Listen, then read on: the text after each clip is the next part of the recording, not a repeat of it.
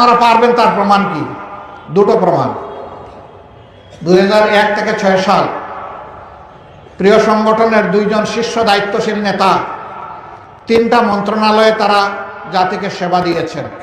আল্লাহর মেহেরবানি তাদের কোনো নিকৃষ্ট দুশ্মনও সেই 3 মন্ত্রণালয়ে তাদের দায়িত্ব পালনকালীন সময়ে কোনো দুর্নীতি আবিষ্কার করতে পারে নাই।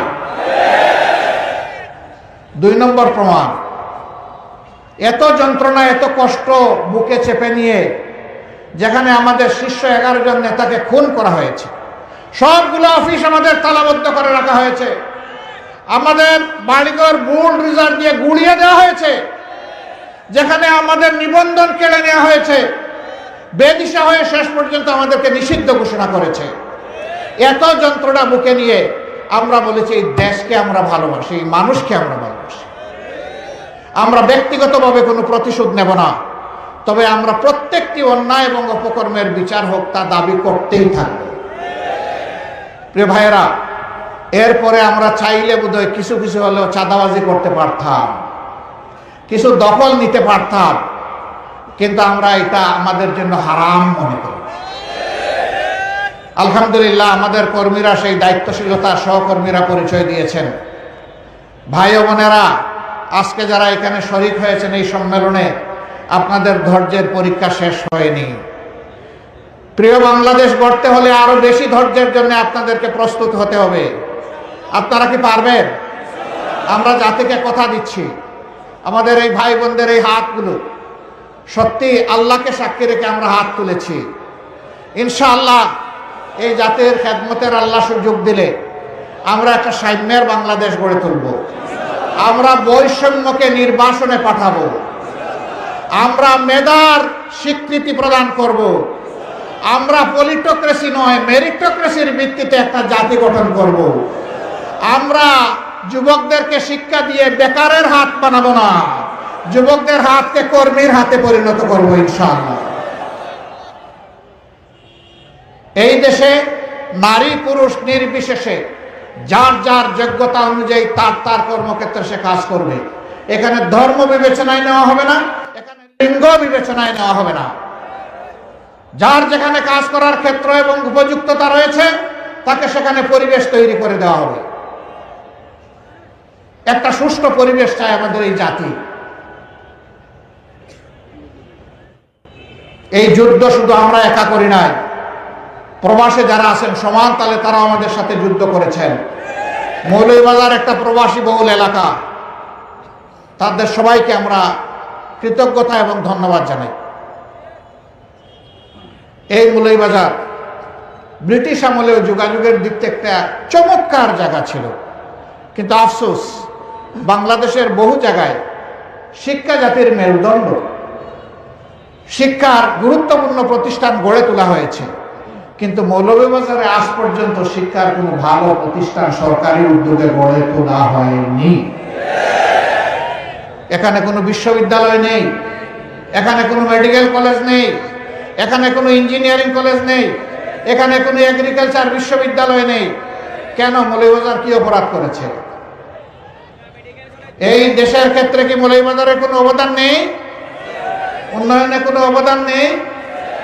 এই মৌলভীবাজারের একজন কৃতি সন্তান, যিনি একজন সফল অর্থনীতিবিদ এবং অর্থমন্ত্রী ছিলেন, সারা দেশকে তিনি সমান চোখে দেখেছেন। হয়তোবা নিজের এলাকার দিকে তিনি মনে করেছেন যে আমি যদি কিছু করি মানুষ বলবে যে সব আমার এলাকায় নিয়ে গেছি গোপালগঞ্জের মতো। তাকে শ্রদ্ধা জানাই। তিনি যা পেরেছেন করেছেন, আমাদেরকে রাস্তা দেখিয়েছেন। বর্তমান সরকারের কাছে আমাদের দাবি, আপনারা যদি এক থেকে আর একটি গুরুত্বপূর্ণ শিক্ষা প্রতিষ্ঠানের সিদ্ধান্ত নেন, সেটা যেন মৌলভীবাজারকে দিয়ে শুরু হয়। কমপক্ষে একটা দিয়ে শুরু করেন, হয় একটা মেডিকেল কলেজ দেন, অথবা একটা ইউনিভার্সিটি দেন, অথবা একটা ইঞ্জিনিয়ারিং কলেজ দেন, অথবা একটা এগ্রিকালচার ইউনিভার্সিটি দেন। একটা দিয়ে শুরু করেন, বাকিটা পরবর্তী নির্বাচিত সরকার এসে করবে, তখন আমরা দাবি জানাবো।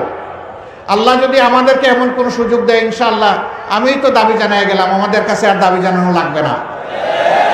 আর যদি অন্য কেউ রাষ্ট্র গঠনের সুযোগ পায়, আমরা তাদের কাছে দাবি উত্থাপন করব আপনাদের হয়ে ইনশাআল্লাহ।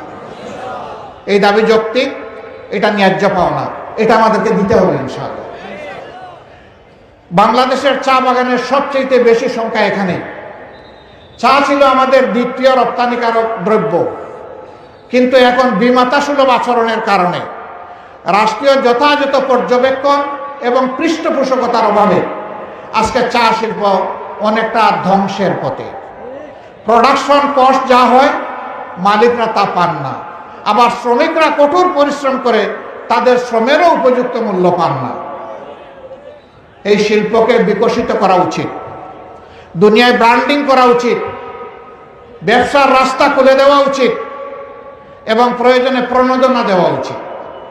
এটা আগে যদি আমাদের দ্বিতীয় অর্থ করি কৃষিজাত পণ্য হতে পারে, এখন কেন নয়?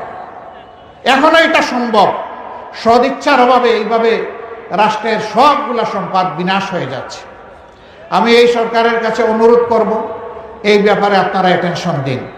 মালিকও যাতে তার পণ্যের উপযুক্ত মূল্য পায়, আমার শ্রমিক ভাই বোনেরাও যাতে তাদের ঘামের মূল্য পায়, সেই ব্যবস্থা করব। প্রিয় সম্মানিত ভাইয়েরা, জোহরের সময় আসন্ন, আমি কথা বেশি বাড়াবো না। আমি শুধু বলবো, একটা মানবিক বাংলাদেশ গড়ার জন্যে আসুন আমরা দল ধর্মের ঊর্ধ্বে উঠে জাতির স্বার্থে এক হই। একটা ঐক্যবদ্ধ জাতি কেবল সামনের দিকে এগিয়ে যেতে পারে, বিভক্ত জাতি নয়। আমরা আপনাদেরকে কথা দিচ্ছি, জাতিকে ঐক্যবদ্ধ করার জন্য আমাদেরকে যদি একটু ছোটও হতে হয়, আমরা সেই ছোট হওয়ার জন্য প্রস্তুত। আমরা বিভক্ত জাতি চাই না। আমার সহকর্মীদের জন্য, ভাই বোনদের জন্য চারটি কথা। আমরা আল্লাহর জন্য কাজ করি, আমরা আল্লাহর জন্যই মানুষকে ভালোবাসি, আল্লাহর জন্যই আমাদের প্রিয় দেশকে আমরা ভালোবাসি। অতএব আমাদেরকে চারটা কাজ করতে হবে। সকল কাজে নিয়ত আমাদের সহি থাকবে, কোনো ধান্দাবাজি নিয়তের মধ্যে থাকবে না যে আমরা শুধু আল্লাহর জন্য এই কাজটা করব। 2 নম্বর, আমাদেরকে জ্ঞানের রাজ্যে এগিয়ে যেতে হবে। দুনিয়ায় যে জাতি শিক্ষায় জ্ঞানে অগ্রসর, সেই জাতি দুনিয়াকে কিছু ভালো দিতে পারে। অতএব জ্ঞান চর্চায় আমাদেরকে মনোনিবেশ করতে হবে। কোরআন হাদিসের জ্ঞানের পাশাপাশি বৈষয়িক জ্ঞানে আমাদেরকে দক্ষতা এবং আমাদের অর্জন করতে হবে। 3 নম্বর, অবশ্যই সামনের যে কোনো চ্যালেঞ্জ নেওয়ার জন্য আমাদেরকে সাহসী হতে হবে। আপনারা সাহসী হতে পারবেন? শিওর পারবেন? বুঝে শুনে আওয়াজ দিচ্ছেন? ইনশাআল্লাহ। আল্লাহ চাইলে হয়তো বা চ্যালেঞ্জ নাও আসতে পারে, কিন্তু যদি চ্যালেঞ্জ আসে, সেই চ্যালেঞ্জ আমরা আল্লাহর উপর ভরসা করে মোকাবেলা করবো ইনশাআল্লাহ। লাস্ট, আমার প্রথম 3টা পুঁজি আছে, কিন্তু আরেকটা পুঁজি আমার লাগবেই সফলতার জন্য। এটি হচ্ছে কঠোর পরিশ্রম। আমরা যে আদর্শের ভিত্তিতে মানবতার মুক্তি চাই, আল্লাহর কসম এর চাইতে ভালো আদর্শ আসমানের নিচে এবং জমিনের উপরে আর নেই। এই উত্তম আদর্শ দল ধর্ম নির্বিশেষে সমস্ত মানুষের কাছে আমরা নিয়ে যাব। মানুষকে মানুষ হিসাবে সম্মান করব। সে কোন দলের কোন ধর্মের আমি দেখব না। সে আশরাফুল মখলুকাত, একই আদম এবং একই হাওয়া আলাইহিস সালামের সন্তান। সেই হিসাবে এ মানুষও আমার ভাই, এ মানুষও আমার বোন। সেইভাবে মানুষকে সম্মান করব, তার পেশা, তার সামাজিক মর্যাদার ভিত্তিতে নয়, বরঞ্চ তার কাজকে আমরা সম্মান করব। আমাদের কাছে ছোট কোনো কাজ নাই, বড় কোনো কাজ নাই। সকল কাজ তার জায়গায় গুরুত্বপূর্ণ, সকল ব্যক্তি তার জায়গায় সে ভিআইপি।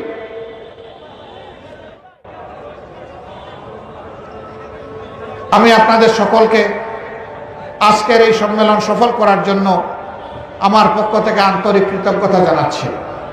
নতুন বাংলাদেশ, মানবিক বাংলাদেশ গড়ার জন্য আসুন আমরা 18 কোটি মানুষের 36 কোটি হাতকে একত্রিত করি এবং আমরা আওয়াজ তুলি।